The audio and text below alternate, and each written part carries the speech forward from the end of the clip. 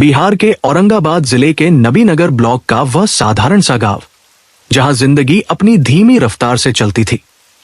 मिट्टी की सोंधी खुशबू, खेतों में झुकती फसलें और लोगों के चेहरों पर सादगी की परत, सब कुछ सामान्य था। लेकिन इसी सामान्यता के भीतर एक असामान्य कहानी धीरे धीरे आकार ले रही थी।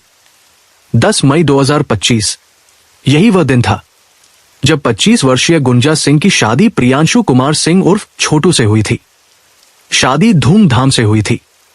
रिश्तेदारों की भीड़, ढोल नगाड़ों की आवाज और लाल जोड़े में सजी गुंजा, सब कुछ किसी फिल्मी दृश्य जैसा लग रहा था। गुंजा खूबसूरत थी, बेहद आकर्षक।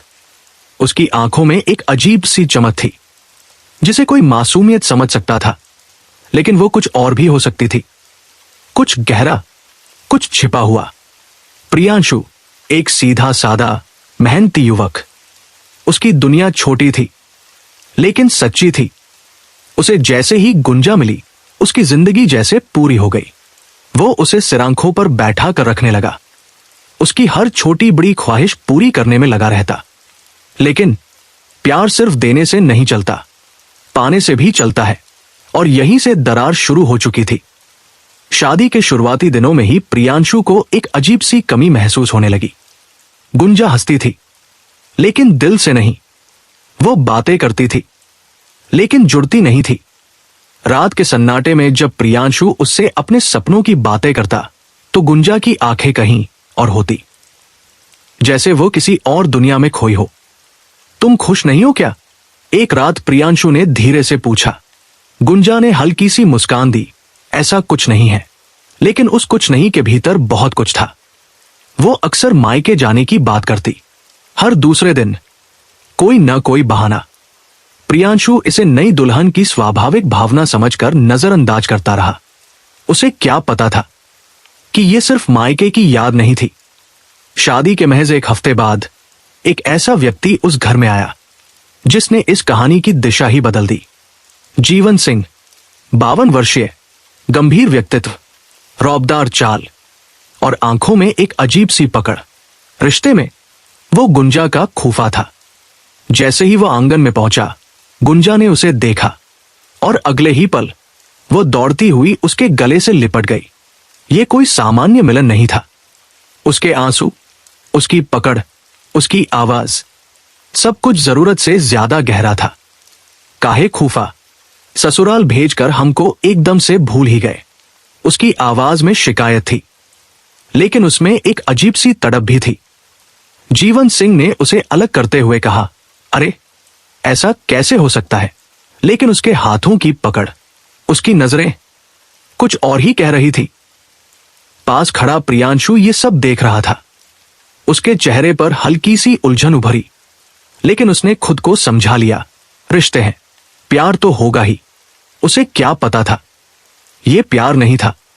आप बाजार से मिठाई और पनीर ले आइए, गुंजा ने अचानक कहा। खूफा पहली बार आए हैं, काला जामुन जरूर लाइएगा। उसके लहजे में आदेश था, अनुरोध नहीं। प्रियांशु ने बिना कुछ सोचे हामी भर दी, अभी लेकर आता हूं। और वो घर से निकल गया। जैसे ही वो बाहर गया, घर का माहौल बदल गया। गुंजा कमरे से निकलने ही वाली थी कि जीवन सिंह ने उसका हाथ पकड़ लिया। इतनी जल्दी भूल गई मुझे? उसकी आवाज धीमी थी लेकिन भारी। गुंजा ने हल्का सा हाथ छुड़ाने की कोशिश की। नहीं खूफा, ऐसा मत कहो। खूफा क्यों कहती हो? जीवन सिंह ने उसकी आंखों में देखते हुए पूछा। कुछ सेकंड का सन्नाटा, फिर गुंजा झुककर धीरे से बोली, यहां सबके सामने तो खूफा ही बोलना पड़ेगा। उसकी आवाज फुसफुसाहट में बदल गई। अकेले में, जीतू, जानू, कमरे की हवा जैसे थम गई। यह अब कोई मासूम रिश्ता नहीं था। यह एक ऐसा सच था जो अगर बाहर आ जाता तो सब कुछ खत्म हो जाता। गुंजा झटके से उठी और कमरे से बाहर चली गई। उसकी चाल में एक अजीब सा आत्मविश्वास था, जैसे वो किसी डर से मुक्त हो चुकी हो। एक गिलास पानी ले आना, जीवन सिंह ने आवाज लगाई। जब गुंजा पानी लेकर लौटी तो उसने उसके गाल पर हल्की सी थपकी दी। तो और निखर गई है। गुंजा ने तुरंत इधर उधर देखा। यहां ऐसा मत बोलो, कोई सुन लेगा। कुछ नहीं होगा। जीवन सिंह ने सिगरेट सुलगाते हुए कहा, आज नहीं तो कल मैं तुम्हें यहां से ले जाऊंगा। ये कोई वादा नहीं था, ये एक इरादा था। ये रिश्ता नया नहीं था, ये सालों पुराना था। जब गुंजा किशोरावस्था में थी तब से जीवन सिंह उसके करीब था। रिश्ते की आड़ में उसने धीरे धीरे उसके मन में अपनी जगह बना ली थी। महंगे गिफ्ट, पैसों की बरसात और एक रईसी जीवन का सपना। गुंजा इस सब से प्रभावित थी। वो सिर्फ एक लड़की नहीं रही थी, वो एक ऐसी इच्छा बन चुकी थी जिसे हासिल करना जीवन सिंह का जुनून था। गुंजा को चाहिए था रुतबा, पैसा और एक अलग जिंदगी। जीवन सिंह को चाहिए था गुंजा। दोनों के बीच प्यार था, लेकिन वो प्यार पवित्र नहीं था, वो स्वार्थ से भरा हुआ था। शाम ढल चुकी थी। प्रियांशु बाजार से लौट आया था। घर में सामान्य माहौल बन चुका था, लेकिन उस सामान्यता के पीछे एक खतरनाक कहानी जन्म ले चुकी थी। जाते जाते जीवन सिंह ने गुंजा को एक मोबाइल फोन दिया। शादी में मेरी तरफ से, उसने मुस्कुराते हुए कहा, लेकिन यह सिर्फ एक गिफ्ट नहीं था, यह एक कनेक्शन था, एक ऐसा रास्ता जिससे अब दोनों बिना किसी रोक टोक के जुड़े रह सकते थे। उस रात जब पूरा घर सो रहा था, गुंजा जाग रही थी। उसके हाथ में वही नया मोबाइल था। स्क्रीन पर एक नंबर सेव किया गया, कोडवर्ड में। कुछ सेकंड बाद फोन बजा। हेलो, उसने धीरे से कहा। दूसरी तरफ जीवन सिंह था। याद आई मेरी? उसकी आवाज आई। गुंजा की सांसें तेज हो गई। आज बहुत याद आई तुम। जीवन सिंह की भारी आवाज फोन के उस पार से आई। गुंजा ने करवट बदली। पास ही गहरी नींद में सोया प्रियांशु अनजान था कि उसकी दुनिया उसके बगल में ही बदल रही है। तो लेने क्यों नहीं आते? गुंजा ने धीमे लेकिन स्पष्ट लहजे में कहा। उसके इस जवाब में अब झिझक नहीं थी, अब उसमें अधिकार था। जीवन सिंह कुछ पल चुप रहा, फिर बोला, बस थोड़ा वक्त और, फिर तुझे हमेशा के लिए अपने पास ले जाऊंगा। ये शब्द अब सिर्फ वादे नहीं रहे थे, ये धीरे धीरे एक योजना का रूप ले रहे थे। दिन में गुंजा वही आदर्श बहू थी, सिर पर पल्लू, आंखों में झिझक और हर काम में तत्पर। लेकिन जैसे ही मौका मिलता वो बदल जाती। कभी मायके जाने का बहाना, कभी बाजार जाने की जिद, कभी किसी रिश्तेदार से मिलने का हवाला। हर बहाने के पीछे एक ही मकसद था, जीवन सिंह से मिलना। उनकी मुलाकातें अब बढ़ने लगी थी। कभी किसी सुनसान खेत के किनारे, कभी शहर के किसी कोने में, कभी जीवन सिंह के किसी खाली पड़े मकान में। हर मुलाकात के साथ उनके बीच की दूरी और कम होती गई। वो रिश्ता जो पहले सिर्फ शब्दों और नजरों तक सीमित था, अब हकीकत बनने लगा था। उधर प्रियांशु, वो अब भी उसी भ्रम में जी रहा था कि उसकी शादीशुदा जिंदगी सामान्य है, लेकिन धीरे धीरे उसे कुछ बदलाव महसूस होने लगे थे। गुंजा अब पहले से ज्यादा फोन पर रहने लगी थी। कई बार वह कॉल रिसीव करने के लिए कमरे से बाहर चली जाती। किसका फोन था? एक दिन प्रियांशु ने सहजता से पूछा। मायके से, और गुंजा ने बिना उसकी ओर देखे जवाब दिया। प्रियांशु ने सिर हिला दिया। उसे शक करने की आदत नहीं थी, और यही उसकी सबसे बड़ी कमजोरी बन रही थी। एक शाम जब गुंजा और जीवन सिंह एक सुनसान जगह पर मिले हुए थे, वहीं पहली बार उस खतरनाक विचार ने जन्म लिया जो आगे चलकर एक हत्या में बदलने वाला था। जीवन सिंह ने सिगरेट का लंबा कश लिया और बोला, कब तक ऐसे ही छिप छिप कर मिलते रहेंगे हम? गुंजा चुप रही। तू खुश है उसके साथ? उसने सीधा सवाल किया। गुंजा ने बिना सोचे कहा, नहीं। उस नहीं में कोई हिचक नहीं थी। तो फिर? जीवन सिंह ने उसकी आंखों में देखते हुए कहा, एक ही रास्ता है। गुंजा का दिल तेजी से धड़कने लगा। क्या? जीवन सिंह थोड़ा झुका। उसकी आवाज अब फुसफुसाहट में बदल गई। जब तक वो जिंदा है, हम कभी एक नहीं हो सकते। कुछ सेकंड के लिए सब कुछ थम गया। हवा, आवाज, वक्त, सब जैसे रुक गया। ये वही पल था जब गुंजा चाहती तो सब कुछ खत्म कर सकती थी। वह चाहती तो इस रिश्ते से बाहर निकल सकती थी। वह चाहती तो अपने पति को बचा सकती थी। लेकिन प्यार नहीं। जुनून, और जुनून जब अंधा हो जाता है तो सही और गलत के बीच की रेखा मिट जाती है। अगर वो नहीं रहेगा। जीवन सिंह ने बात अधूरी छोड़ी। गुंजा ने उसकी आंखों में देखा। उसकी सांसें भारी हो चुकी थी। कुछ पल बाद उसने धीरे से कहा, तो हम साथ होंगे। यही वह जवाब था जिसने एक जिंदगी की कीमत तय कर दी। अब दोनों के बीच बातें बदल चुकी थी। अब बात सिर्फ मिलने या प्यार करने की नहीं थी। अब बात थी रास्ता साफ करने की। जीवन सिंह पहले से ही दबंग और रसूखदार आदमी था। उसके पास लोग थे, संपर्क थे और पैसा भी। काम ऐसे होगा कि किसी को शक भी नहीं होगा। उसने आत्मविश्वास से कहा। गुंजा अब पूरी तरह उसके प्रभाव में थी। वो हर बात पर हामी भर रही थी।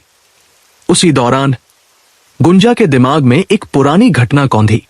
मेघालय का चर्चित हनीमून मर्डर केस। उस केस में भी पत्नी ने अपने पति को रास्ते से हटाया था। अगर वो कर सकती है, गुंजा ने सोचा, तो मैं क्यों नहीं। यही सोच अब उसकी नैतिकता की आखिरी दीवार भी तोड़ चुकी थी। जीवन सिंह ने अपने जानकार 2 लोगों से संपर्क किया, जयशंकर और मुकेश शर्मा। दोनों पेशेवर शूटर थे। काम साफ होना चाहिए। जीवन सिंह ने उन्हें समझाया, कोई गड़बड़ नहीं होनी चाहिए।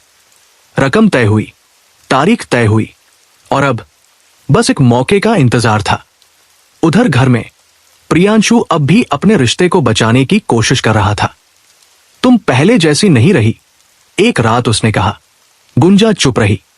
मैं कुछ गलत कर रहा हूं क्या? उसकी आवाज में दर्द था। गुंजा ने उसकी तरफ देखा भी नहीं। आप बेवजह सोचते हैं, लेकिन सच ये था, अब वो उसके लिए सिर्फ एक रुकावट था। दिन धीरे धीरे अपने अंतिम छोर की ओर बढ़ रहा था, लेकिन उस दिन की शाम अपने साथ एक ऐसा अंधेरा ला रही थी जो सिर्फ रात का नहीं था। वो एक साजिश का अंधेरा था, एक विश्वासघात का और एक खून का। गांव की हवा में सब कुछ सामान्य था। लोग अपने अपने कामों में लगे थे। कहीं चूल्हे जल रहे थे, कहीं खेतों से लोग लौट रहे थे, लेकिन एक घर के भीतर सब कुछ पहले से तय हो चुका था।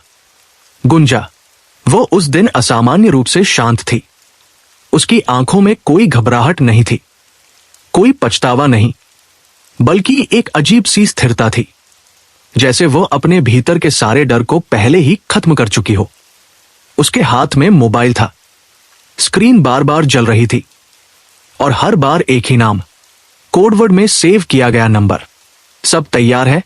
जीवन सिंह की आवाज आई। हां, गुंजा ने धीमे लेकिन साफ लहजे में जवाब दिया। आज ही मौका है, जीवन सिंह बोला। गलती नहीं होनी चाहिए। गुंजा ने खिड़की से बाहर देखा। आंगन में प्रियांशु बैठा था, बिल्कुल बेख पर। वो अभी घर पर है।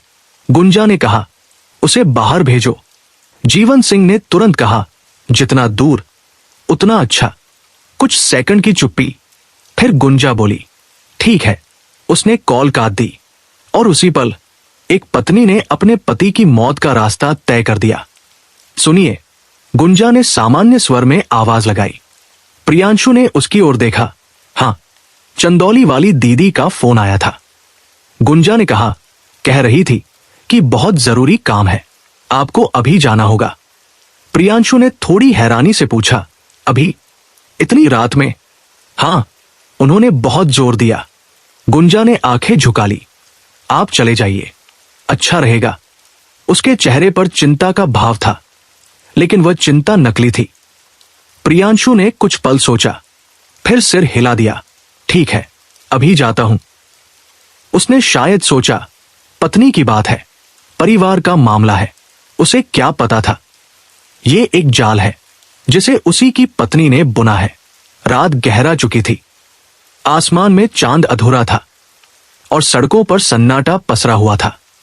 प्रियांशु अपनी बाइक से चंदौली की ओर निकल पड़ा। उसके दिमाग में कोई शक नहीं था। वो बस जल्दी से काम खत्म कर घर लौटना चाहता था। उधर गुंजा का फोन लगातार सक्रिय था। वो निकल गया है, उसने कुछ देर बाद कॉल पर कहा। लोकेशन भेजो। दूसरी तरफ से जवाब आया। गुंजा ने तुरंत लोकेशन शेयर कर दी। अब हर कदम पर नजर रखी जा रही थी। नबीनगर रेलवे स्टेशन के पास लेम्बो खाप मोड़।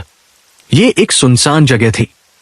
रात के उस वक्त वहां कोई खास आवाजाही नहीं होती थी। वहीं अंधेरे में छिपे हुए थे जयशंकर और मुकेश शर्मा। दोनों तैयार थे, हथियार लोडेड, नजरें सड़क पर टिकी हुई। आने वाला है। फोन पर मिली जानकारी के बाद जयशंकर ने कहा। मुकेश ने बस सिर हिलाया। उनके लिए यह सिर्फ एक काम था, कोई भावना नहीं, कोई रिश्ता नहीं, सिर्फ पैसा। उधर प्रियांशु अब वापस लौट रहा था। उसे अंदाजा भी नहीं था कि उसकी हर लोकेशन, हर मोड़ किसी और के फोन में ट्रैक हो रहा है। गुंजा लगातार अपडेट दे रही थी। अब वो यहां पहुंचा, अब मुड़ा, बस कुछ ही दूर है। उसकी आवाज में कोई कंपन नहीं था, जैसे वो किसी अपने की नहीं बल्कि किसी अजनबी की बात कर रही हो। रात लगभग 10:30 बजे प्रियांशु की बाइक लेम्बो खाप मोड़ के करीब पहुंची। चारों तरफ सन्नाटा था, बस उसकी बाइक की आवाज और कहीं दूर कुत्तों के भौंकने की हल्की गूंज। अचानक अंधेरे से दो परछाइयां उभरी। प्रियांशु कुछ समझ पाता उससे पहले धाएं धाएं धाएं गोलियों की आवाज ने सन्नाटे को चीर दिया। पहली गोली उसके सीने में लगी, दूसरी कंधे के पास, तीसरी सीधे दिल के आर पार। प्रियांशु बाइक से गिर पड़ा। उसकी आंखें खुली रह गई, जैसे वो आखिरी पल तक समझने की कोशिश कर रहा हो ये क्यों हुआ। लेकिन जवाब देने वाला कोई नहीं था। जयशंकर और मुकेश ने जल्दी जल्दी काम निपटाया। उन्होंने प्रियांशु की जेब टटोली, कुछ सामान निकाला ताकि ये लगे जैसे ये कोई लूटपाट का मामला हो। लेकिन सच इतनी आसानी से छिपने वाला नहीं था। वे दोनों वहां से भाग गए और पीछे छोड़ गए एक लाश और एक सवालों से भरी खामोशी। गुंजा के फोन पर कॉल आया। काम हो गया। दूसरी तरफ से आवाज आई। कुछ सेकंड तक गुंजा चुप रही, फिर उसने सिर्फ इतना कहा, ठीक है। उसने फोन काट दिया। कोई आंसू नहीं, कोई घबराहट नहीं, बस एक गहरी सांस, जैसे उसने कोई बोझ उतार दिया हो। सुबह की पहली किरण जैसे ही नबीनगर की सड़कों पर उतरी, रात का सन्नाटा टूटने लगा। लेकिन लेम्बो खाप मोड़ के पास, जहां पिछली रात गोलियों की आवाज गूंजी थी, वहां अब एक और तरह की खामोशी पसरी हुई थी। सड़क किनारे प्रियांशु का शरीर पड़ा था। आंखें अब भी खुली थी, जैसे वो अब भी किसी जवाब का इंतजार कर रहा हो। सुबह सुबह खेतों की ओर जा रहे कुछ ग्रामीणों की नजर उस पर पड़ी। अरे ये कौन है? एक ने पास जाकर देखा और अगले ही पल उसकी आवाज काम गई। अरे ये तो प्रियांशु है। कुछ ही मिनटों में वहां भीड़ जुट गई। किसी ने उसके शरीर को देखा, किसी ने बाइक को, और फिर किसी की नजर उसके सीने पर पड़ी। खून सूख चुका था, लेकिन गोलियों के निशान साफ दिखाई दे रहे थे। ये एक्सीडेंट नहीं है, एक बुजुर्ग ने धीमे से कहा। यह हत्या है। यह शब्द हवा में तैर गया और उसी पल एक परिवार की दुनिया उजड़ने की खबर फैल गई। जब यह खबर प्रियांशु के घर पहुंची, सब कुछ जैसे थम गया। उसके परिजन बदहवास हो गए। रोने चीखने की आवाजें पूरे गांव में गूंजने लगी। गुंजा वह भी वही थी। उसके चेहरे पर सदमे का भाव था। वह जोर जोर से रो रही थी। ये क्या हो गया? किसने किया ये? उसकी आवाज में दर्द था, लेकिन उस दर्द के पीछे का सच सिर्फ वही जानती थी। घटना की सूचना मिलते ही औरंगाबाद पुलिस मौके पर पहुंची। टीम की कमान संभाल रहे थे एसपी अम्बरीश राहुल। उन्होंने सबसे पहले घटनास्थल का मुआयना किया। सड़क, खून के धब्बे, गोलियों के निशान और बिखरी हुई चीजें, सब कुछ एक कहानी कह रहे थे, लेकिन वह कहानी अधूरी थी। लूटपाट लग रही है, एक अधिकारी ने कहा। एसपी ने सिर हिलाया। हो भी सकती है और नहीं भी। उनकी नजरें हर छोटी बड़ी चीज को गौर से देख रही थी। उन्हें अंदाजा था यह मामला सीधा नहीं है। प्रियांशु का शव पोस्टमार्टम के लिए भेजा गया। इधर पुलिस ने जांच शुरू कर दी। सबसे पहले परिवार से पूछताछ। किसी से दुश्मनी थी?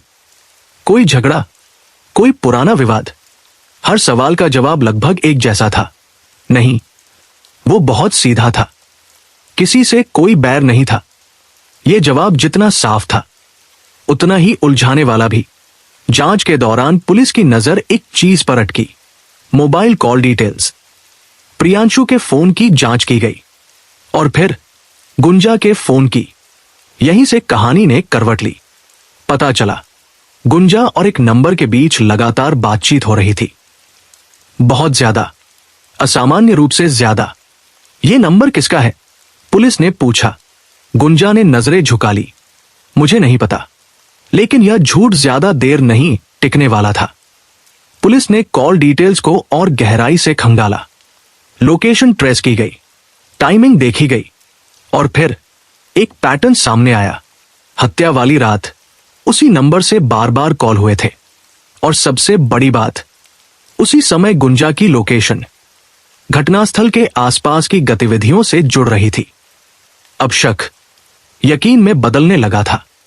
जब उस नंबर की पहचान की गई तो नाम सामने आया, जीवन सिंह, वही फूफा जो शादी के कुछ दिन बाद ही ससुराल आया था। पुलिस ने तुरंत उसके बारे में जानकारी जुटानी शुरू की। रसूखदार आदमी, बसों का मालिक, पैसे और पहुंच वाला व्यक्ति। लेकिन अब वह एक संदिग्ध था। अब पुलिस का ध्यान पूरी तरह गुंजा पर था। उसे थाने बुलाया गया। पहले सामान्य सवाल, फिर गहराई वाले, फिर सख्ती। सच बताओ, एक अधिकारी ने कड़े स्वर में कहा, वरना बाद में मौका नहीं मिलेगा। गुंजा की आंखों में अब डर दिखने लगा था। उसकी सांसें तेज हो गई, पसीना उसके माथे पर उभर आया। हम जानते हैं, सब कुछ जानते हैं। पुलिस ने दबाव बढ़ाया और फिर वो पल आया जब एक झूठ टूट गया। गुंजा अचानक रोने लगी, लेकिन ये रोना पहले जैसा नहीं था। इस बार उसमें डर था, गिल्ट था और हार थी। हां, हमने किया, उसने टूटती आवाज में कहा। हमने ही करवाया। कमरे में सन्नाटा छा गया। हर कोई उसे देख रहा था। क्यों? एक सवाल उभरा। गुंजा ने सिर झुका लिया। क्योंकि हम उसे चाहते थे। किसे? जीवन सिंह को। अब पूरा सच सामने था। गुंजा ने एक एक बात बतानी शुरू की। कैसे उनका रिश्ता सालों पुराना था, कैसे शादी के बाद भी वो खत्म नहीं हुआ, कैसे दोनों ने मिलकर प्रियांशु को रास्ते से हटाने का फैसला लिया और कैसे उसने खुद अपने पति को मौत के रास्ते पर भेजा। लोकेशन मैंने दी थी, उसने कहा। मैंने ही उसे वहां जाने को कहा। उसके हर शब्द के साथ एक इंसान की मासूमियत और एक रिश्ते की पवित्रता टूटती जा रही थी। पुलिस ने तुरंत कार्रवाई की। जयशंकर और मुकेश शर्मा को गिरफ्तार कर लिया गया। गुंजा को भी हिरासत में ले लिया गया। लेकिन जीवन सिंह, वो फरार हो चुका था। पुलिस की टीमें लगातार उसकी तलाश में लगी थी। उसके ठिकानों पर छापेमारी हो रही थी। उसके जानने वालों से पूछताछ हो रही थी। फोन ट्रैक किए जा रहे थे, लेकिन वो हाथ नहीं आ रहा था। जैसे वो हमेशा से एक कदम आगे था।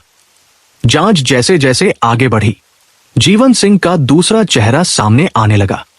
एक तरफ वह समाज में एक रसूखदार व्यक्ति था, बसों का मालिक, पैसे वाला, लोगों में पहचान वाला, और दूसरी तरफ एक ऐसा आदमी जिसने अपने ही रिश्ते की मर्यादा को कुचल दिया था। वो शादीशुदा था, उसके बच्चे थे। उसका बेटा हैदराबाद में किडनी के इलाज से गुजर रहा था। घर में जिम्मेदारियां थी, परिवार था। फिर भी उसने अपनी ही साले की बेटी को इस हद तक अपने जाल में फंसा लिया कि वो उसके लिए किसी की जान लेने को तैयार हो गई। अब जब सब कुछ खत्म हो चुका था, गुंजा के पास सोचने के अलावा कुछ नहीं था।